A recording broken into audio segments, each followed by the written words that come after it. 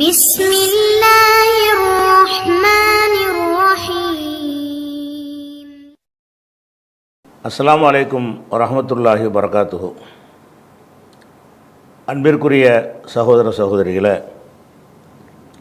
நீங்களும் ஆலிம்களாகலாம் என்ற தினசரி வகுப்பில் ஞாயிற்றுக்கிழமை தோறும் உலூமுல் குர்ஆன் என்ற குர்ஆன் பற்றிய கலைகளை நம்ம அறிந்து வருகிறோம். அதில் சென்ற வாரம் 7 கிராத்துகள் இருக்கிறது, குர்ஆனில் 7 கிராத்துகள் இருக்கிறது என்று சொல்லி குர்ஆனோடு எப்படி விளையாடுகிறார்கள் என்ற சில விவரங்களை பார்த்தோம். அதை முழுமையான முறையில் இன்றைய தினம் நம்ம ஆய்வு செய்வோம். புகாரியில் 2419வது ஹதீஸில் உமர் ரலியல்லாஹு அன்ஹு அறிவிக்கிறாங்க. அவங்க சொல்கிறாங்க, ஹிஷாம் இப்னு ஹக்கீம் இப்னு ஹிஸாம், அதாவது ஹிஷாம்ங்கிற ஒரு ஆள் ஒரு சஹாபி, யக்ரவு சூரத் அல் ஃபுர்கான், ஃபுர்கான் என்ற அத்தியாயத்தை அவர் ஓதினார். அலா கைரிமா அக்ரவுஹா, நான் ஓதுகிற முறை அல்லாமல் நான் ஓதுவதற்கு மாற்றமாக அவர் ஓதுகிறார். கான ரசூலுல்லாஹி ஸல்லல்லாஹு அலைஹி வஸல்லம் அக்ரஅனிஹா, அந்த ஃபுர்கான் சூராவை ரசூல் ஸல்லல்லாஹு அலைஹி வஸல்லம் எனக்கு ஓதி காண்பித்திருந்தார்கள். அதன்படி நான் மனப்பாடம் செஞ்சுருந்தேன். இந்த ஹிஷாம் என்ன செய்கிறாரு, அந்த சூறாவை ஓதுறாரு. ஆனால் நான் இப்படி மனப்பாடம் செஞ்சேன், அப்படி ஓதாமல் வேறு மாதிரி ஓதுறாரு. அப்போ கித்தன் ஆஜல் அழகி, அவர் அவசரப்பட்டு நான் அவர் மீது கேள்வி கேட்க நான் என்ன செஞ்சேன், விரும்பினேன். சும்மா அம்முகல் துகு, பிறகு தாமதப்படுத்தினேன். ஹத்தன் சரஃப, அவர் முடிக்கும் வரை தொழுகையில் ஓதிட்டு இருக்கிறார். தொழுகையை முடிக்கிற வரைக்கும் அந்த தொழுகையில் இந்த சூறா ஓதுறார். யார்? ஹிஷாம் என்பவர் ஃபுர்கான. உமர் ரலியல்லாஹு அன்ஹு கேட்குறாங்க, சத்தமாக ஓதியிருக்காரு. உமர் ரலியல்லாஹு அன்ஹு கேட்டுவிட்டு என்ன செய்கிறாங்கன்னா, என்னடா நம்ம ஒரு மாதிரியாக இதை சூறாவை நம்ம மனப்பாடம் பண்ணியிருக்கிறோம், ரசூலுல்லாஹ் நமக்கு இப்படி தான் ஓதி தந்தாங்க, இவர் வேறு மாதிரி பண்ணுறாருன்னு இவருக்கு என்ன செய்யுது இருந்து உடனடியாக அதை தடுக்க நினைக்கிறாரு. இருந்தாலும் அவர் தொழுகையில் இருக்கிற காரணத்தினால இடையூறு பண்ணாமல் தொழுகை முடிக்கிற வரைக்கும் காத்திருந்து, சும்மா லப்பப் துஹு பி ரிதாயிஹி, அவருடைய மேலங்கியை போட்டு என்ன செஞ்சேன், சுருட்டி ஆளை இழுத்தேன். அவருடைய மேலங்கியை போட்டு என்ன செய்ய, 2 பக்கம் பிடிச்சி ஆளை இழுத்துக்கிட்டு ஃபஜ்து பிஹி ரசூலுல்லாஹி ஸல்லல்லாஹு அலைஹி வஸல்லம், அவரை ரசூல் ஸல்லல்லாஹு அலைஹி வஸல்லம் அவங்கள்ட்ட நான் கொண்டு வந்தேன். ஆளை இழுத்துக்கிட்டு வந்துட்டார். சொல்கிறார், ஃபகுல்து, நான் நபி ஸல்லல்லாஹு அலைஹி வஸல்லம் அவங்கள்ட்ட சொன்னேன், இன்னி சமயத்து ஹாதா யக்ரவு, இந்த மனிதர் ஓதுவதை நான் கேட்டேன். அலா கைரிமா அக்ரஅத்த நீஹா, நீங்கள் எனக்கு எப்படி ஓதி தந்தீங்களோ அது அல்லாத முறையில் இவர் அந்த ஓதுறதை நான் பார்க்குறேன் அப்படின்ட்டு புகார் கொடுக்குறார். ரசூலுல்லாஹ்ட்ட இழுத்துட்டு இவர் ஃபுர்கான் அத்தியாயத்தை வேறு மாதிரி ஓதுறாரு, நீங்கள் எனக்கு சொல்லி தந்த மாதிரி இவர் ஓதலை அப்படின்னு சொன்ன உடனே வக்கால் அலி, அப்போ ரசூலுல்லாஹ் எனக்கு சொன்னார்கள், அரசியலுகு, அவரை விட்டுட்டு என்ன செய்கிறாங்கன்னா, சும்மா பிடிச்சிக்கிட்டு வந்திருக்காரு, துணியை போட்டு இழுத்துட்டு வந்திருக்கார், அதனால் விட சொல்கிறாங்க. சும்மா காலலகு, பிறகு அவரிடத்தில் சொல்கிறாங்க, இக்ர, எங்கே இப்போ ஓதி காட்டுன்னு அவர்கிட்ட ஓத சொல்கிறாங்க. இந்த ஹிஷாம் என்பவர்கிட்ட, ஹிஷாம் என்ற நபித்தோழர்கிட்ட ரசூல் ஸல்லல்லாஹு அலைஹி வஸல்லம் இக்ர ஓத சொல்கிறாங்க. ஃபக்கர, அவர் ஓதினார். ஓதி முடித்தவொன்னே கால ரசூல் ஸல்லல்லாஹு அலைஹி சொன்னாங்க, ஹாக்கதா உன்சிலத், இப்படித்தான் அருளப்பட்டது, நீ கரெக்டாக தான் ஓதியிருக்கிறேன்ட்டாங்க. சும்மா கால லி, பிறகு எனக்குன்னா உமரை சொல்கிறாங்க, எனக்கு ரசூலுல்லாஹ் சொன்னார்கள், இக்ர, நீ ஓது பார்ப்போம். ஃபக்கரவுத்து, நான் அந்த சூறாவை ஓதுனேன். அப்போ ஃபக்கால ரசூலுல்லாஹ் சொன்னாங்க, ஹாக்கதா உன்சிலத், இப்படித்தான் அருளப்பட்டது. அவரே வேறு மாதிரியாக ஓதுறாரு, அதை கேட்டுவிட்டு இப்படித்தான் அருளப்பட்டதுங்கிறாங்க. நான் அதுக்கு மாற்றமாக ஓதுறேன், அது ரசூலுல்லாஹ் சொல்லி தந்த முறையில் தான் ஓதுறேன். அப்போ என்ன சொல்கிறாங்கன்னா, ஹாக்கதா உன்சிலத், ரெண்டும் சரின்ட்டாங்க. அதான அர்த்தம், இப்படித்தான் அருளப்பட்டது என்று 2 பேருக்கும் சொல்லிவிட்டார்கள். அப்போ இன்னல் குர்ஆனை, இந்த குர்ஆன் உன்சில அருளப்பட்டிருக்கிறது அலா சப்அத்தி அஹ்ருஃபின், 7 முறைகளில் அருளப்பட்டிருக்கிறது. ஃபக்ரவு நீங்கள் ஓதிக்கொள்ளுங்கள், மின்ஹு அதிலிருந்து ஓதிக்கொள்ளுங்கள், மாத்த எஸ்ஸர எது இயலுமோ எதில் உங்களுக்கு சாத்தியமாகுமோ அந்தளவுக்கு ஓதிக்கிறங்க, 7ல் எது உங்களுக்கு எளிதாக இருக்குமோ அதன்படி ஓதிக்கிறங்கன்ற இந்த ஹதீஸு புகாரியில் இருக்கிறது. இந்த ஹதீஸில் வந்து குரானில் 7 கிராத் இருக்கிறது, ஏன்னா தெளிவாக இருக்குல்ல, 7 முறையில் அருளப்பட்டிருக்கிறது என்று ரசூல் ஸல்லல்லாஹு சொல்கிறாங்க. அதில் இந்த 2 பேர் ஓதுனதில் வந்து டிஃப்ரெண்ட்டாக இருக்குது.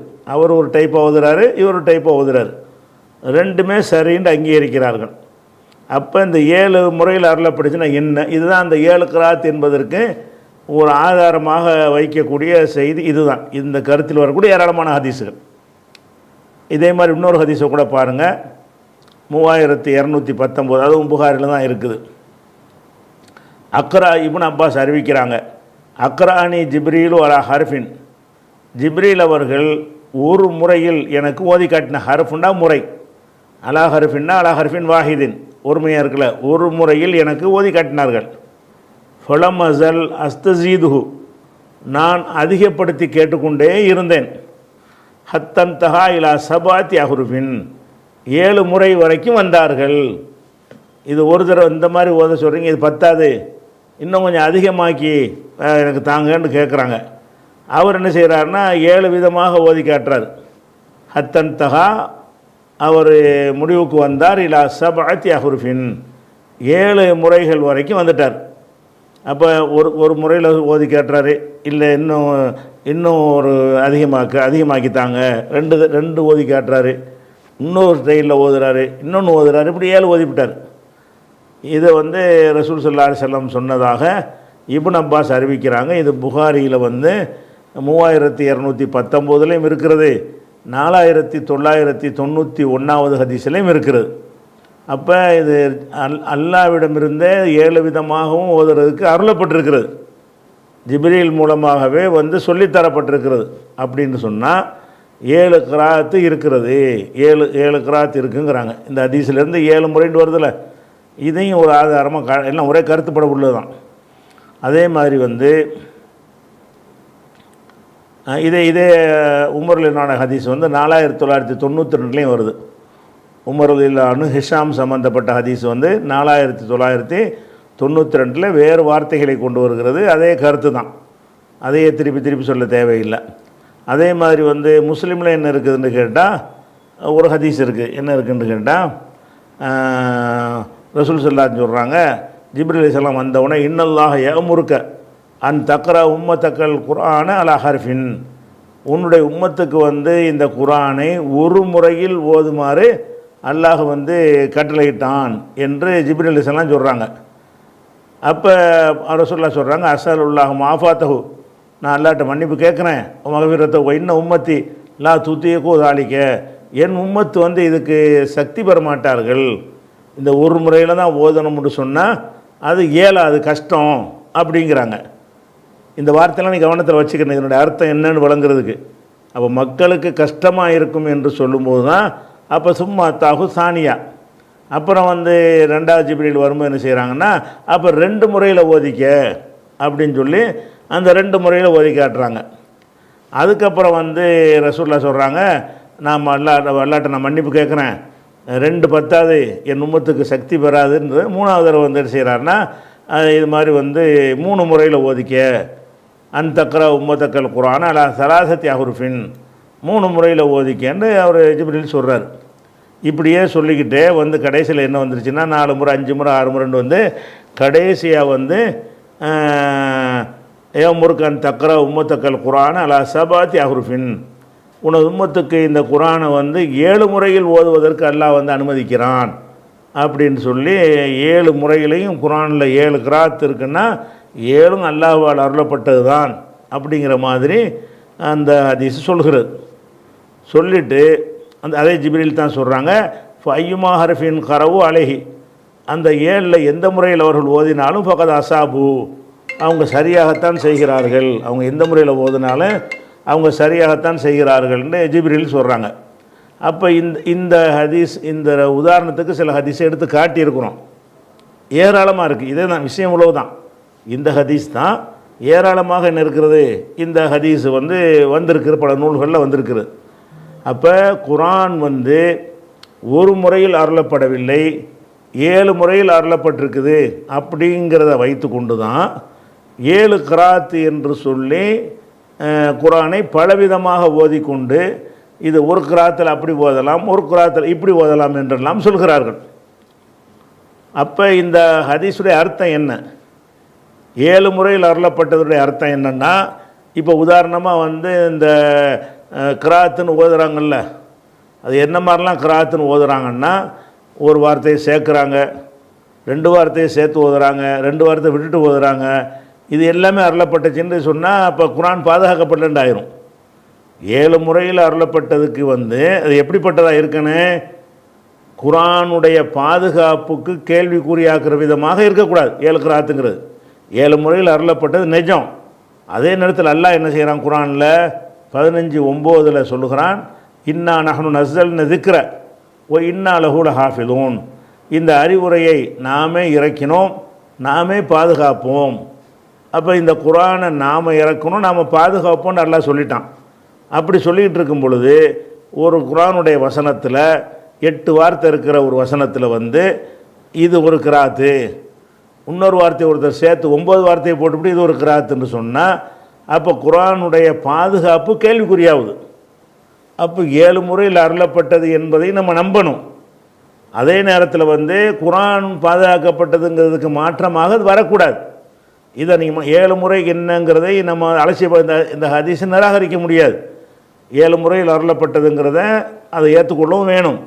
அதே நேரத்தில் அதை ஏற்றுக்கொள்கிறோங்கிற பேரில் குரானில் வந்து இல்லாததெல்லாம் அவங்களா சேர்த்து ஓதுனாங்கன்னு சொன்னால் அப்போ கூடுதல் குறைவு கொண்டு வந்துடும். ஒரு இருக்கிறதை விட ஒரு 2 வார்த்தையை சேர்த்து ஒருத்தர் ஓதினார்னு சொன்னால் இது கூட இல்லாட்டி அது குறையண்டு வரும். ரெண்டுமே குரானுடைய பாதுகாப்புக்கு கேள்விக்குறியாயிரும், இந்த வசனத்துக்கு மாற்றமாயிரும். நான் பாதுகாக்கிறேங்கிறதுக்கு அர்த்தம் இல்லாமல் போயிடும். பாதுகாக்கிறா இருந்தால் எதுவும் கூடக்கூடாது, எதுவும் குறையக்கூடாது. இது நமக்கு விளங்குதா? இப்போ வந்து இதனுடைய அர்த்தம் என்ன அப்படின்னு கேட்டிங்கன்னா, எல்லா உலகத்தில் எந்த மொழி எடுத்துக்கொண்டாலும் சரி, ஒரு பரவலான ஒரு வரலாறு உள்ள ஒரு மொழி, சும்மா இலக்கணம் இதெல்லாம் இல்லாத சும்மா இந்த இப்போ எழுத்து இல்லாமல் பேசிக்கிடுவாங்கல்ல, அந்த மாதிரி மொழிகள் இல்லை. வளமிக்க மொழிகள், வளமிக்க எந்த மொழி எடுத்துக்கொண்டாலும் சரி, அந்த மொழிகள் வந்து ஒரு மொழியை பல வட்டார வழக்குகளுக்கு தகுந்த மாதிரி மாறிக்கிறோம். ஒரு மொழியாக தான் இருக்கும். அந்த ஒரு மொழி என்ன செய்வாங்கன்னு கேட்டால், ஒரு சில வார்த்தைகளை தஞ்சாவூரில் ஒரு மாதிரி சொல்லுவாங்க புரிஞ்சுக்கிறதுக்காக வேண்டி. அதே மாதிரி வார்த்தையை வந்து மதுரைக்காரங்க வேறு மாதிரி சொல்லுவாங்க. அதே வார்த்தையை வந்துக்கிட்டு சென்னை வாசிகள் வந்து இன்னொரு விதமாக சொல்வார்கள். நெல்லை வாசிகள் வந்து இதுக்கு மாற்றமாக அவங்க சொல்லுவாங்க. அப்போ எந்த மொழி எடுத்துக்கொண்டாலும் வட்டார வழக்குன்னு சொல்லுவாங்க. வட்டார வழக்கு, ஏராளமான வட்டார வழக்கு இருக்கும். அந்த வட்டார வழக்கு என்பது என்ன ஒன்று கேட்டால், அந்த புரிஞ்சு கொள்வதற்காக சொல்வதாக இருந்தால், இப்போ நம்ம 1 2 என்றோம்ல, அதில் 80 ஒரு நம்பர் இருக்குது. இந்த 80ங்கிற நம்பரை வந்து அந்த தஞ்சை பகுதியில் ஒருங்கிணைந்த தஞ்சை, அதாவது பிரிக்கப்படாத தஞ்சை, தஞ்சைனா தஞ்சை, நாகை, திருவாரூர்னு இப்போ இருக்குல்ல, இந்த எல்லாம் சேர்ந்த தஞ்சை, அந்த மாவட்டம் முழுவதுமே பார்த்தீங்கன்னு சொன்னால் அவங்க அதிகமான மக்கள் என்ன செய்வாங்கன்னா 80ன்றுவாங்க. 80 சொல்ல மாட்டாங்க. 1 2 3 4 79 80. அப்போ இது எவ்வளோ விலை? 80 ரூபாம்பாங்க. 80 ரூபாயின்றது தான் எல்லோரும் சொல்லுவாங்க. 80ம்பாங்க, இல்லை 80ம்பாங்க. ஆனால் அந்த தஞ்சாவூர் பகுதியில் என்ன செய்வாங்கன்னா 80ன்றுவாங்க. அந்த ஒரு வார்த்தை தான், அந்த வார்த்தையை உச்சரிக்கிற விதம் வந்து வேறு விதமாக வருகிறது. அது 80 தான், எழுதும்போது 80ன்னு கரெக்டாக எழுதிவிடுவாங்க. 80ன்னு எழுதிட்டு 80ன்ற எழுத்தை வாசிக்கும் பொழுது தான் 80 அப்படி பழகிச்சு அந்த நாவு, 80ன்னு வாசிடுவாங்க. இப்போ இதுதான் வட்டார வழக்கு என்பது. அதே மாதிரி இந்த மதுரை பக்கம் போனீங்கன்னு சொன்னால் அவங்க என்ன செய்வாங்கன்னா மருதன்னு தான் சொல்லுவாங்க. மருதைக்கு போனேன், மதுரைக்கு போனேன்னு சொல்வதில் தூணா வந்து முதல்ல இருக்குது, வந்து ராணா வந்து அடுத்து 3ஆவதாக வருது. அவங்க பேச்சில் எப்படி பேசுவாங்கன்னா, இந்த மதுரை பக்கத்து கிராம பகுதியெலாம் போனாங்கன்னா மருதைக்கு போயிட்டு வர்றேன் அப்படிம்பாங்க. மதுரைக்கு போகிறேன்னு அவங்களுக்கு வராது, மருதைக்கு போகிறேன்னு தான் சொல்லுவாங்க. அப்போ ஆனால் எழுத்துனா மதுரைன்னு தான் எழுதுவாங்க. மதுரைன்னு எழுதிவிட்டு மருதைக்கு போனேன் என்று சொல்வார்கள். அந்த மெயினில் அப்படியே அது சொல்லி சொல்லி சொல்லி சொல்லி இந்த வார்த்தை இப்படித்தான் பேசணும்னு மண்டையில் உட்கார்ந்துருச்சு. அது சுட்டு போட்டாலும் மாறாது. அது வட்டார வழக்கு. அந்த வட்டாரத்தில் உள்ளவங்க பேச்சு என்ன செய்யும், இந்த மாதிரி தான் இருக்கும். இந்த மாதிரி இருக்கக்கூடிய நேரத்தில் இப்போ நீ மத்ரன்னு தான் நீ சொல்லி ஆகணும் அப்படின்னு சொன்னால் அவனுக்கு அந்த நாக்கு வராது. ரசூலுல்லாஹ் என்ன கேட்டாங்க, என் உம்மத்து கஷ்டமாயிரும், பல வட்டார வழக்கு இருக்கிறாங்க, இது ஒன்றைத்தான் அனைவரும் சொல்லணும்னு சொன்னால் சில வார்த்தைகள் சிலதுக்கு வராது, பழவிட்டாங்க. 80 வரவே வராது, 80 தான். அப்போ 81 82 வாங்க. அப்போ இந்த மாதிரி அந்த பேசுகிறவங்கள்ட்ட போய் இது தப்பு, எல்லாத்தையும் 80மா, இந்த புஸ்தகத்தை நீ 80 தான் படிக்கணும்னா வராது அவனுக்கு. என் உம்மத்து சிரமப்படுவார்கள்னாங்கள்ல, இதில் தான் சிரமம் வரும். அதாவது ஒரு வட்டாரத்தினுடைய வழக்கத்தான் எல்லோருமே சொல்லணும்னு நிர்பந்திக்கும் போது சில வார்த்தைகள் மொத்தமாக இருந்தால் தான் பாஷையை வேறையாக போயிருமே. மொத்தமாக எல்லா வார்த்தையும் மாறி போச்சுன்னு சொன்னால் வேறு மொழின்னு ஆகி போயிடும். அந்த மொழியில் உள்ள எல்லா வார்த்தைகளுமே கரெக்டாக இருக்கும். ஒரு சில வார்த்தைகள் இங்கே ஒரு மாதிரி அங்கே ஒரு மாதிரி இருப்பாங்க. இப்படி இருக்கும்னு சொன்னால் அதன்படி ஒருவர் இந்த குரானை ஓதினாரையானால் குரானில் தமிழில் இருக்குன்னு உதாரணம் புரிஞ்சுக்கிறதுக்காக தமிழில் இருக்குன்னு வச்சுக்கிறோம். அந்த தமிழில் 80ங்கிற வார்த்தை வருது. நம்ம என்னென்னு செய்வோம், 80 பேர் வந்தார்கள்னு நம்ம சொல்லி வாசிச்சிருவோம். அதை அவனை போய் வாசிச்சோன்னா 80ன்னு வாசிச்சிருவான். அவன் குற்றவாளியானா இல்லை அப்படின்னு தான் அருளப்பட்டுச்சுன்னா அங்கீகரிச்சிட்டான்ல. அப்போ இது பாதுகாப்பு தன்மைக்கு எந்த குந்தகமும் ஏற்படாது.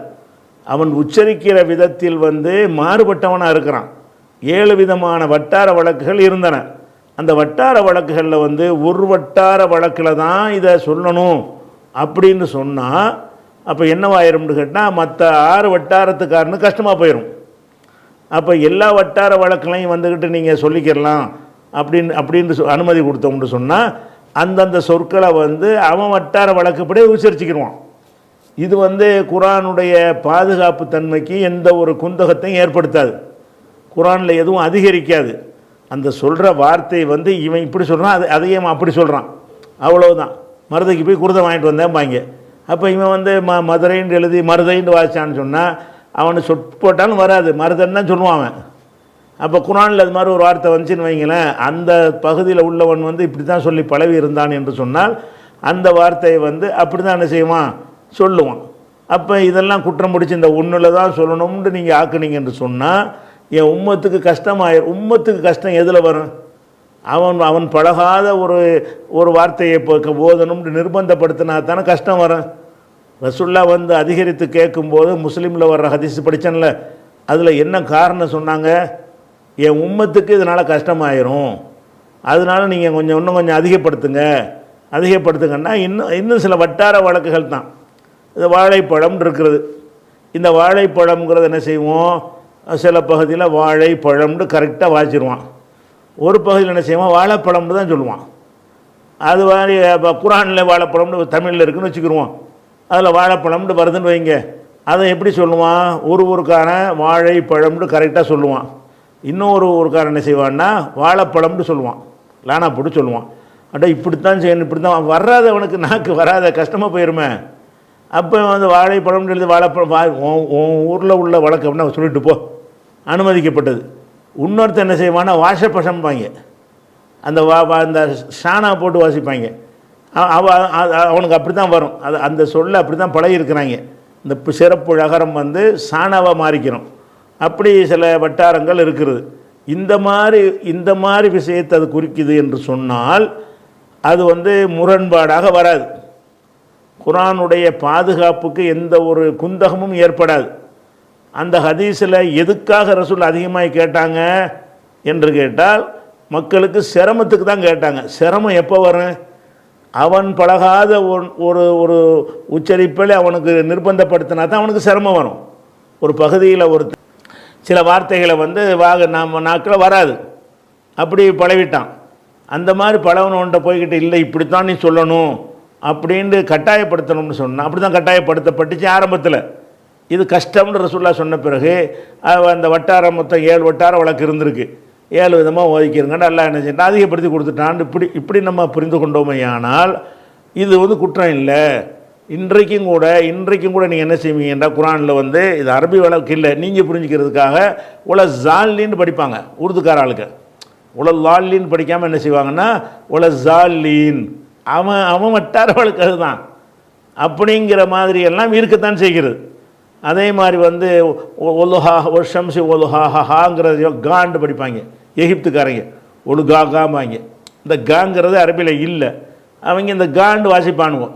அவங்களுக்கு அது அந்த எழுத்தில் தான் எழுதுவாங்க, அவங்க வாயில் அப்படி தான் வரும். அந்த மாதிரி எல்லாம் வந்து தமிழில் இருக்கிற மாதிரி அரபியிலையும் வட்டார வழக்குகள் இருந்துச்சு.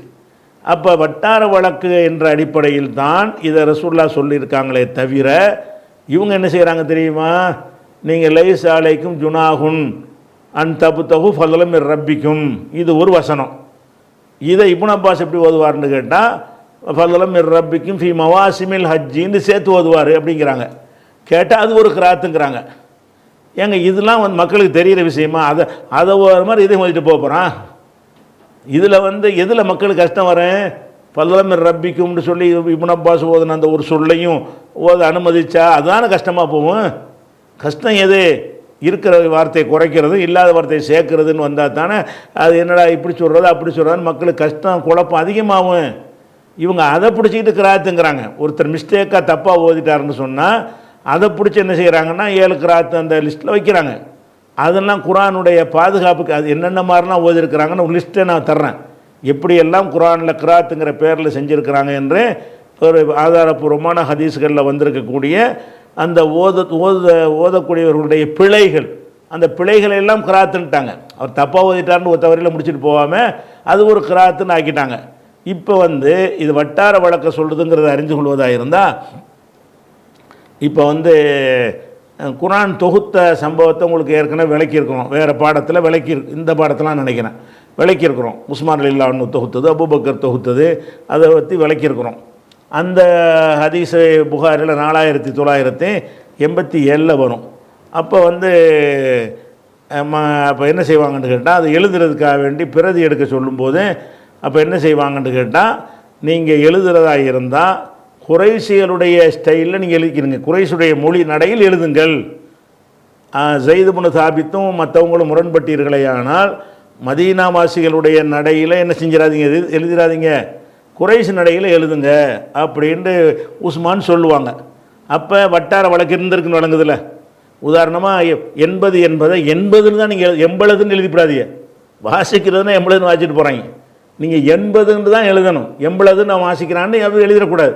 அந்த அர்த்தப்பட என்ன செய்கிறாங்கன்னு கேட்டால், நீங்கள் எழுதுறதா இருந்தால் நீங்கள் வந்து அப்படி வரும். இதஹ்தலஃப்தும் அன்தும், எழுத்தர்களை கூப்பிட்டு அவர் சொல்கிறார், உஸ்மான் ரலியல்லாஹு சொல்கிறாங்க, இதஹ்தலஃப்தும் அன்தும், நீங்களும் ஓ ஸைத் இப்னு சாபித்தும் முரண்பட்டால் ஃபீ ஷைஇம் மினல் குரான், குரானில் ஏதாவது ஒரு வசனத்தில் ஒரு சொல்லில் முரண்படுவீர்களேயானால் ஃபக்துபூஹு பிலிசானி குறைஷின், குறைஷி மொழியில் எழுதி கொள்ளுங்கள். அப்போ இந்த மொழி நடை இருந்திருக்குன்னு வழங்குத.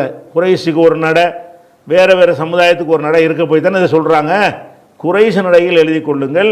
ஃபைன்னமா நஸல பிலிசானிஹிம், இறங்குனது அவங்க அந்த நடையெல்லாம் இறங்குனுச்சு, இறங்கிட்டு ஓதுவதற்கு 7 முறை அனுமதிக்கப்பட்டுச்சு. அப்போ அந்த நடையெல்லாம் அடங்கிருச்சு அப்படின்னு சொன்னோன்னே அந்த மாதிரி எழுதுனாங்கன்னு வருது. அப்போ குறைஷ் நடை, அந்த நடை, இந்த நடைன்னு சில நடைகள் இணைஞ்சிருக்குது, அன்றைய சமூகத்தில் இருந்திருக்கிறது. இதைத்தான் வந்து அது குறிக்குது அப்படின்னு எடுத்தால் தான் என்ன செய்யும். இதே கருத்து வந்து 3506 புகாரில் அதுவும் இந்த விஷயமும் அதில் இருக்கிறது. அதே இது 3506 இருக்கிறது. 4987 இதில் எல்லாம் என்ன இருக்குன்னு கேட்டால், அந்த நடை வித்தியாசப்பட்டு இருந்துச்சு. குறைஷ் பாஷையில் எழுதுங்கன்னு சொன்னதாக வருகிறது. இப்போ இதை மனசில் வச்சுக்கிறங்க. 7 முறை அருளப்பட்டுச்சுங்கிற வைத்து கொண்டு 7 கிராத்துங்கிற முறையில் எப்படி குரானில் விளையாடி இருக்கிறாங்கன்னு பாருங்கள். அதுக்கு உதாரணம் என்னென்னு கேட்டால், இந்த இப்போ சொன்ன மவாசிமுல் ஹஜ்ஜின் புகாரியில் 2050வது ஹதீஸ், அதில் என்ன வருதுன்னு கேட்டால், இப்னு அப்பாஸ் அறிவிக்கிறாங்க. என்ன அறிவிக்கிறாங்கன்னா, கானத்து உக்காலுங்கிறது ஒரு சந்தை, அதுவும் மஜன்னா என்பதும் உதுல் மஜாஸ் என்பதும் அஸ்வாக்கன் ஃபில் ஜாஹிலியா, அறியாமை காலத்து சந்தையாக கடை வீதியாக இருந்தது. ஃபலம்மா கானல் இஸ்லாம் வந்த பொழுது இப்போ கண்ணகும் தசமு ஃபிஹி, அதில் வந்து அதை பாவமாக கருதினார்கள், அங்கே போய் நம்ம வியாபாரம் பண்ணக்கூடாது என்று அதை குற்றமாக நினைத்தார்கள். இப்போ நசலத்து, அப்போ இறங்கியது லைஸ் அலைக்கும் ஜுனாகுன், உங்கள் மீது குற்றம் கிடையாது. தபு தொகுமை ஃபதலம் ரப்பிக்கும், அல்லாஹ்வுடைய அருளை தேடுவது, வியாபாரம் பண்ணுவது, சந்தையில் போய் வியாபாரம் பண்ணுவது, அது ஜாகிலியா காலத்து கடையாக இருந்தால், நீங்கள் பண்ணுற வியாபாரம் கரெக்டாக இருந்தால் அங்கே போய் நீங்கள் வியாபாரம் பண்ணுவது குற்றம் இல்லை. இந்த வசனத்தை இறங்குனுச்சுங்கிறார். இறங்குனுச்சின்னு சொல்லும்போது என்ன செய்கிறாரு இப்னு அப்பாஸ், ஃபீ மவாசிமில் ஹஜ்ஜி, இந்த வார்த்தையை சேர்த்து ஓதுறார். ஃபீ மவாசிமில் ஹஜ்ஜி, ஹஜ்ஜி காலங்களிலே என்று ஒரு வார்த்தையை சேர்த்து போட்டு அல்லாஹ்வுடைய அருளை தேடிக்கொள்வது உங்கள் மீது குற்றமில்லை என்று அவர் அதை ஓதியிருக்கிறார். கராஹா இப்னு அப்பாஸ், இப்னு அப்பாஸ் இப்படி ஓதினார் என்று புகாரியில் 2050வது ஹதீஸில் வருகிறது. இதுக்கு புகுந்து விளக்கங்கிற பேரில் அந்த கொடுத்த அறிஞர்கள் என்ன செய்கிறாங்கன்னு கேட்டால், இது ஒரு கிராத்து, 7 கிராத்துன்னாங்கல்ல, அந்த 7 கிராத்தில் இது ஒரு கிராத்து, இது எப்படிங்க இப்படி ஒன்று சொல்லிட்டு மவாசிமில் ஹஜ்ஜின்னு சொல்லி இன்னொருக்கா இறங்குனுச்சாது? இருக்கிறதானே 7 விதமாக அனுமதி கொடுத்தாங்க. இருக்கிற அந்த குரானைத்தான் 7 விதமாக ஓதுவதற்கு அனுமதி தான் அதிகரிச்சுக்கிட்டு போணுச்சே தவிர இப்படி ஒரு தடவை அப்படி ஒரு தடவை இறங்குனுச்சா? அப்போ பாதுகாத்தம் என்பதற்கு குந்தகம் விளைவிக்கிற விதமாக நம்ம எல்லாரும் மனப்பாடம் பண்ணி இருக்கிற பிரகாரம் ஃபதலம் ரப்பிக்கும் வரைக்கும் தான் ஆயத்து. ஃபீ மவாசிமில் ஹஜ்ஜிங்கிறது இப்னு அப்பாஸுடைய கராத்தான், இதுக்கு பேர். இப்னு அப்பாஸ் அப்படி ஓதியிருக்கிறாரு அப்படின்னு சொன்னால் இது அந்த 7 கிராத்துன்னு அந்த 7 முறைன்னு வந்துச்சுல அந்த ஹதீஸுகள், அதை கொண்டு அதில் ஜாயிண்ட் பண்ணி 7 முறையில் அருளப்பட்டுச்சுல, அதில் ஒரு முறை தான் இப்படி இல்லாத விட்டு சேர்த்துக்கிறது ஒரு முறையா?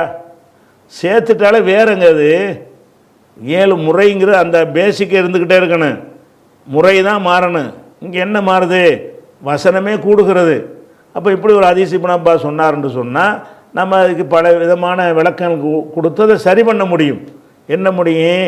இது அந்த அல்லாஹ்வுடைய அருளை தேடுவதுன்னு சொல்லும் பொழுது பேச்சில் என்ன செய்வாங்கன்னா, அதை ஹஜ்ஜி காலங்கள்லன்னு சேர்த்து அவருடைய வார்த்தையும் சேர்த்துக்கிட்டார். அவருடைய சொந்த வார்த்தையை சேர்த்து சொல்லிட்டாரே தவிர குர்ஆனுடைய வசனத்தில் அவர் சேர்க்கலை அப்படின்னு சொல்லி அதை எடுத்துக்கொள்ளலாம். அல்லது அவர் பிழையாக ஓதிவிட்டார்னு எடுத்துகிட்டு போயிடலாம். அதை விட்டு என்ன செய்கிறாங்கன்னு கேட்டால், இந்த மாதிரி ஓதலாம்னு சொல்கிறாங்க. நீங்கள் தொழுகையில் இந்த வசனத்தை ஓதும் பொழுது லைஸ் அலைக்கும் ஜுனாகுன் தபு தகு ஃபதலம் ரப்பிக்கும் ஃபி மவாசிமில் ஹஜ்ஜி அப்படின்னு குர்ஆனில் இல்லாத ஒரு வார்த்தையை சேர்த்து நீங்கள் ஓதினீர்களே ஆனால் நீங்கள் கரெக்டாக தான் ஓதுனீங்க, அப்படி ஒரு கிராத்து இருக்குங்கிறாங்க மனசார. இந்த உலமாக்கள்லாம் அவன் கேட்குறான், நல்லா கேள்வி கேட்குறான், என்னங்கடா குர்ஆன் பாதுகாக்கப்பட்டுச்சுங்கிறீங்க? அவன் கேட்குறதுக்காக நம்ம மாற்ற தேவையில்லை, உங்களுடைய அறிவு ஏற்றுக்கிறதா?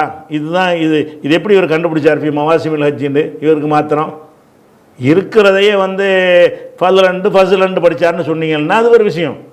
ஃபஸ்லன் என்று இருக்கிறது, இதை ஃபஸ்லன் என்று அவர் ஓதினார் அப்படின்னு சொன்னீங்கன்னா அவர் வட்டாரத்தினால் அது வந்துடும், இறங்க வேண்டிய தேவையில்லை. அந்த வட்டார வழக்கில் அப்படி இருக்குமே ஆனால் அதன்படி ஓதிட்டு போவார். இதுதான் எல்லாருக்கும் பொதுவானதாக இருக்க முடியும். ஒரு ஆள் ஒரு கூடுதல் வார்த்தையை சேர்த்துக்கிட்டு ஓதனார்னு சொல்லிக்கிட்டு இதை ஒரு கிராத்து என்று என்ன செய்வாங்க, உங்களுக்கு சொல்லுவாங்க. 7 கிராத்துன்னு புஸ்தகம் எழுதுனது பூரா குப்பை, இதை தான் எழுதி வச்சுக்கிறாங்க. நமக்கு கோவம் வர்ற மாதிரி இருக்குது. அது பார்த்தோம்னா இவங்கெல்லாம் என்ன மார்க்கத்தை ஆய்வு செஞ்சாங்களா? குர்ஆனில் இல்லாத சேர்க்கிறமே, அது குர்ஆனுடைய தனித்தன்மை என்னது? அதில் பாத்தில் கிடையாது, கூட குறைய செய்ய முடியாது, மனித கரங்கள் விளையாடலைங்க என்பது தான் அதனுடைய தனிமையான சிறப்பு. அது எழுத்துலையும் மனப்பாடத்திலையும் பாதுகாக்கப்பட்டிருக்கிறது, மனப்பாடத்திலையும் பாதுகாக்கப்பட்டிருக்கிறது. அப்படி மனப்பாடத்தில் பாதுகாக்கப்பட்டிருக்கும் போது ஃபி மவாசிமில் ஹஜ்ஜின் இப்படி நுழையும். மனப்பாடம் பண்ணி எல்லோரும் மனப்பாடம் பண்ணாங்க. மனப்பாடம் பண்ணும் பொழுதே ஃபதலம் ரப்பிக்கும் வரைக்கும் தான் மனப்பாடம் பண்ணியிருக்கிறாங்க. இந்த ஃபி மவாசிமில் ஹஜ்ஜிங்கிறது எப்படி அது நுழையும் மனப்பாடத்துக்குள்ளே? அப்போ இந்த சொல்கிற வார்த்தைகளில் ஜுனாகுன்கிறத குணாகுண்டு வாய்ச்சாங்கன்னு சொன்னீங்கன்னு உதாரணத்துக்கு அந்த மாதிரி ஓதினார்னு சொன்னீர்களே ஆனால் அது அந்த வட்டாரத்தில் அந்த உச்சரிப்பு இருக்குமே ஆனால் ஓதியிருப்பார் என்று எடுத்துக்கொள்ளலாமே தவிர இதுதான் 7 கிராத்துக்கு அர்த்தம். அப்போ குர்ஆனில் நீங்கள் இதுவும் குர்ஆனுங்கிறீங்க, இதையும் குர்ஆன், எது குர்ஆன் அவன் கேட்பானே? அவன் கேட்காட்டால் நமக்கு மனசில் வருமே, சந்தேகம் இல்லாத வகையில் லா ரைப ஃபீஹின்னு அல்லாஹ் சொல்கிறான். தாலிக்கல் கிதாபு லா ரைப ஃபீஹி, இந்த கிதாபில் ரைபு கிடையாது, டவுட் கிடையாதுங்கிறான். அல்லாஹ் டவுட் இருக்குங்கிறோணுமா? இது 7 கிராத்துன்னு சொல்லி என்ன செய்கிறாங்க, இந்த ஹதீஸை கொண்டாந்து போட்டு அவங்களுக்கு பாயிண்ட் எடுத்து கொடுக்குறாங்க. 7 குர்ஆன் வச்சுக்கிட்டு இங்கே ஒரு குர்ஆனுங்கிறீங்களா, எங்கள்கிட்ட விவாதம் பண்ணுறீங்களான்னு கேட்குறாங்க.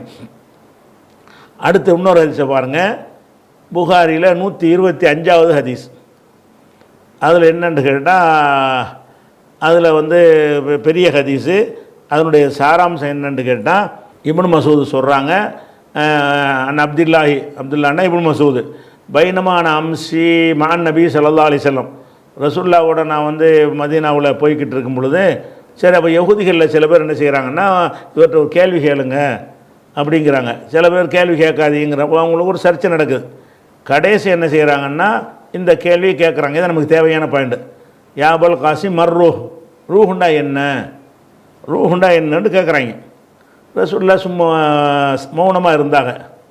நான் நினச்சிக்கிட்டேன் வஹி வருதுன்னு நினச்சிக்கிட்டேன். கொஞ்ச நேரம் பிறகு அந்த தெளிச்சி அடைந்து என்ன செஞ்சாங்கன்னா, இந்த வசனத்தை ஓதி காட்டுறாங்க. எப்படி, ஒயஸ் அலுவனக்க அணி ரூஹை பற்றி வந்து உம்மிடத்தில் கேட்கிறார்கள். ரூஹுண்டா என்னன்னு கேட்கிறார்கள். குல் நபியை நீங்கள் சொல்லுங்கள், ரூஹு மின் அமரி ரப்பி, ரூஹு என்பது என் இறைவனின் கட்டளையில் உள்ளது. இறைவன் இரிண்டா இறையும் போண்டா போயிடும், இறைவனுடைய கட்டளை தான் ரூஹு என்பது சொல்லிட்டு, அந்த ஒமா ஊத்தீத்தும் மினல் இல்மி இல்லா கலீலா, கல்வியில் குறைவாகத்தான் நீங்கள் கொடுக்கப்பட்டிருக்கிறீர்கள்னு அந்த வசனம். அந்த வசனத்தை இப்னு அப்பாஸ் எப்படி சொல்கிறாருன்னு கேட்டால், ஒமா ஊத்து மினல் இல்மிங்கிறார். இப்படி குரானில் இல்லை, ஊத்தீத்தும் இருக்குது.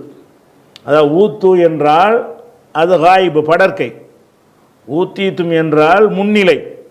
ஒமா ஊத்துன்னா அவர்கள் கொடுக்கப்படவில்லை, மினல் இல்மி கல்வியில் கொடுக்கப்படவில்லை, இல்லா கலீலன் கொஞ்சம் சிறிதளவே தவிர கொடுக்கப்படவில்லை. கொஞ்சம் தான் உனக்கு அறிவு இருக்குது, அந்த அறிவை கொண்டுலாம் ரூஹையெல்லாம் போட்டு ஆராய்ச்சி பண்ணிகிட்டு இருக்காத.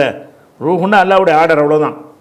அவர் ஒன்றும் எதுவுமே இருக்காது. செத்தவனுக்கு உசுரோட உள்ளவனுக்கு பார்த்தீங்கன்னா அந்த பாடியில் எந்த மாற்றமே இருக்காது. என்ன இயக்கம்தான் இல்லாமல் போயிடும், இயக்கம் இல்லாமல் போயிடும். அப்புறம் பாடியில் நிறைய மாற்றங்கள் வரும். செத்த உடனே பார்த்தீங்கன்னு சொன்னால் உசுரோடு இருக்கும்பொழுது உள்ள அம்புட்டு அப்படியே தான் இருக்கும், எதுவுமே குறைஞ்சிருக்காது, கூடியிருக்காது. அப்போ என்னவாச்சு, இயக்கம் நின்று போச்சு. இயக்கம் ஏன் நின்றுச்சு, அல்லாவுடைய கட்டளை இப்படின்னு சொல்லியாச்சு.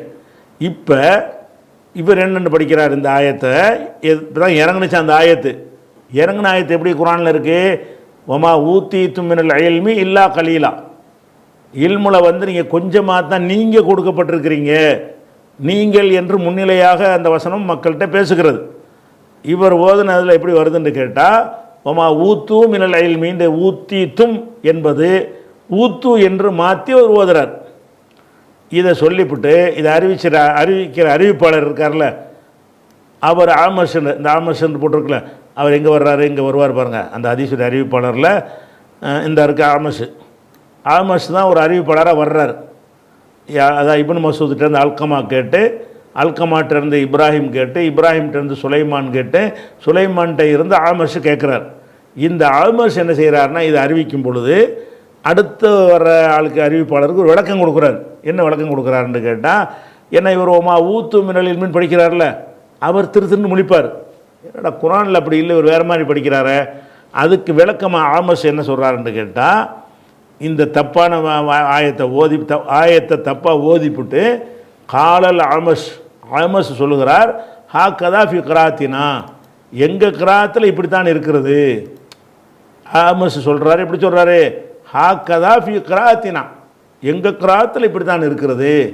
அப்போ குரானில் வந்து ஊத்தீத்தும் என்று சொல்வதை வந்து ஊத்துன்னு மாற்றலாமா? டோட்டலாக மாறி முன்னிலை படற்கைன்னு மாறினா அது வந்து குரானை மாறி போச்சுன்னு வருமே. உச்சரிப்புகள் வட்டார வழக்கு மாறினா அந்த அர்த்தம் வராது. இவங்க என்ன செய்கிறாங்கன்னா, இதை என்னென்று நீங்கள் எடுத்துக்கொள்ளணும். இப்னு அப்பாஸ் அப்படி சொன்னார்னு சொன்னால், குரானை மனப்பாடம் பண்ணுவதில் அவருக்கு இந்த சில வசனங்களில் குழப்பம் இருந்திருக்கிறது. அதாவது மொழி ரொம்ப தெரிஞ்சவங்களுக்கு வந்து இந்த குழப்பம் வருங்க. மொழியே தெரியாதவன் என்ன செய்வான்னு கேட்டால், சொன்னது அப்படியே மனப்பாடம் பண்ணிக்கிடுவான். மொழி தெரிஞ்சவன் என்ன செய்வாங்கன்னா, அந்த மொழி தெரிகிற காரணத்தினால அந்த வார்த்தையை என்ன செய்வான்னா அவன் இஷ்டப்படியெல்லாம் போட்டுக்குருவான்.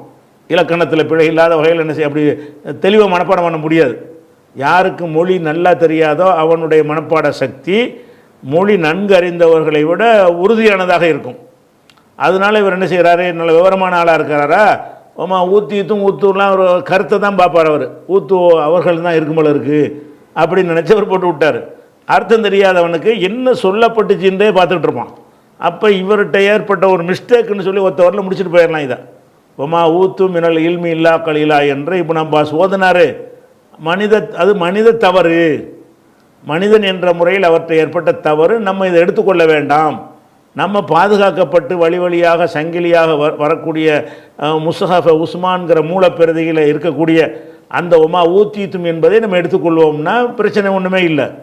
இவங்க என்ன செய்கிறாங்கன்னா, இந்த இவருடைய பிழையை சரி பண்ணுறதுக்கு 7 கிராத்தை கொண்டாந்து அந்த ஹதீஸை கொண்டாந்து நுழைக்கிறாங்க. 7 கிராத்து இருக்குல்ல, அதில் ஒரு வகை, இது ஒரு வகை. அப்போ ஊத்தீத்தும்னு ஒரு தடவை, ஊத்துன்னு ஒரு தடவை இறங்குமா? இப்படி 2 தடவை இறங்கணும் என்பது 2 தடவை மனப்பாடம் பண்ணி ரசூல்லா கொடுத்தாங்களா? அப்போ 2 தடவை இறங்கி இருக்கும்போது 2 தடவை ஏன் உஸ்மான் எழுதலாத? உஸ்மான் எழுதும்போது அந்த கிராத்துப்படி எழுதியா கீழே ஒரு லைனை போட்டு இப்படியும் போதலாம்னு அருளப்பட்டால் எழுதணும்ல. அவங்க சொல்கிறாங்களே மீ மாசிமில் ஹஜ்ஜின்னா அது ஒரு கிராத்துனா அருளப்பட்டுச்சுன்னு ஆயிடுது. அருளப்பட்டால் என்ன செய்யணும்? எழுதணும். அப்போ உஸ்மான் தோக்கும்போது என்ன செய்யணும்?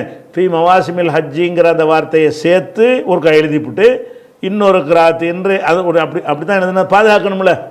அவர் ஏன் எழுதலை? ஒட்டுமொத்த உம்மத்தும் சேர்ந்து அதை எழுதலையே. அப்போ இல்லாத ஒன்றை தானே நீங்கள் இப்போ சொல்கிறீங்க. இல்லாத ஒன்றை சொல்லிக்கிட்டு கேட்டால் ஒரு கிராத்துங்கிறாங்க. இது ஒரு பிழையான ஒரு விஷயம். இது தப்பாக செஞ்சுருக்கிறாங்க. அதே மாதிரி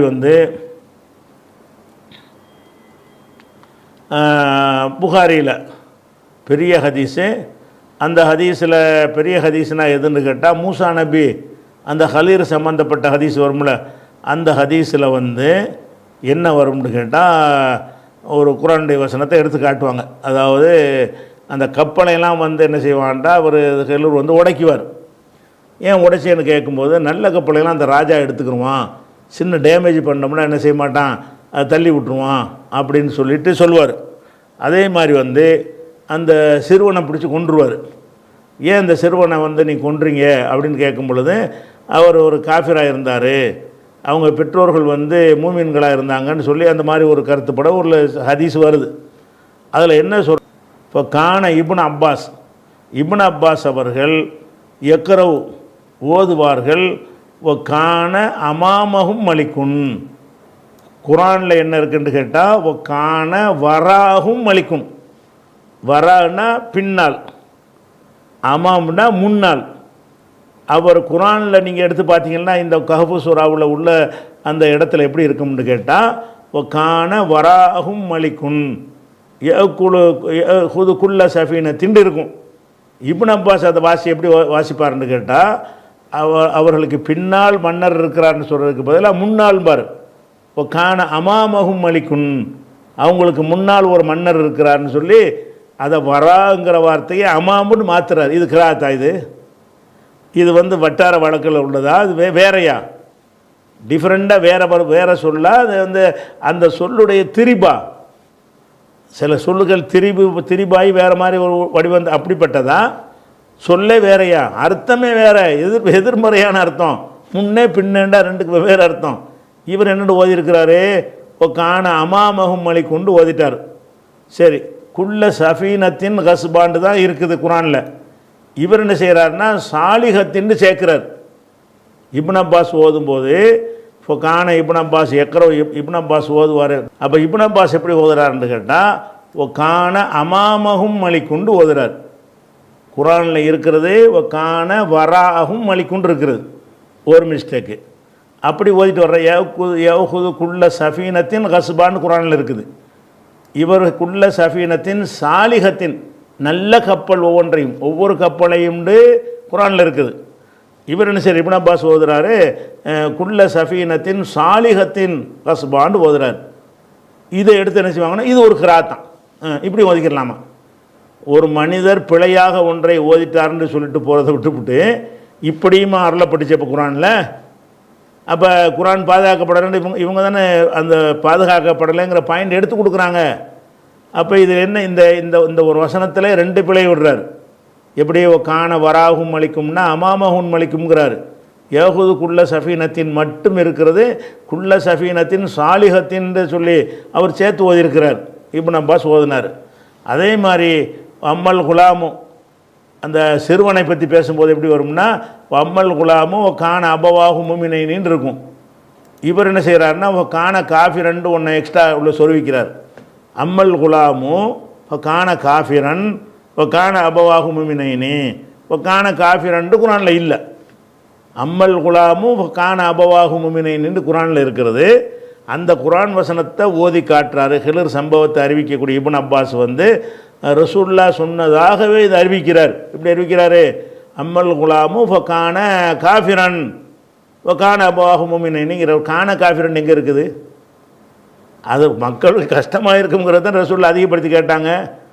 இதில் நீங்கள் கஷ்டமாக்கி வைக்கிறீங்க. இப்போ நீங்கள் இந்த கிராத்தை அதிகப்படுத்தி இதில் மக்களுக்கு கஷ்டமாக போச்சு. இப்போ என்னடா அது காண காஃபிரனை சேர்க்கிறதா எடுக்கிறதா? இப்போ என்ன சொல்லி இவங்க கிராத் அதிகப்படுத்த லேசுக்காக வேண்டி, அதாவது நமக்கு அந்த முறைகள் அதிகப்படுத்துவது மக்களின் சிரமத்தை குறைப்பதற்காக வேண்டி இவங்க அதிகப்படுத்தி வச்சிருக்கிறது என்னன்னு கேட்டால் மக்களுக்கு, அறியாத மக்களுக்கு சிரமத்தை கூட்டுவதற்காக வேண்டி வந்திருக்கிறது. அப்போ இது என்னன்னு நீங்கள் விளங்கணும். இந்த ஹதீஸில் இப்னு அப்பாஸ் பிழையாக ஓதிவிட்டார், இப்படி தான் குரானில் இருக்குது, இது இல்லைன்னா முடிஞ்சு வச்சுக்காத, இது ஒரு கிராத்தான். இப்படி தொழுகையில் ஓதலாங்கிறாங்க. தொழுகையில் குரானில் இல்லாத ஒன்றை பிழையாக இப்னு அப்பாஸ் ஓதியிருக்கார, அது ஒரு கிராத்து அப்படின்னு சொல்ல. இப்போ 7 கிராத்து பட்டியலப்படும் மொத்தம். இவங்க சொல்கிற கணக்கு 700 கிராத்து வரும். 7 கிராத்துன்ற ஒரு வாசகத்தை வைத்து கொண்டு அந்த ஓட்டையை பயன்படுத்தி கொண்டு உள்ளே நுழைந்து பூந்து விளையாடுறாங்க.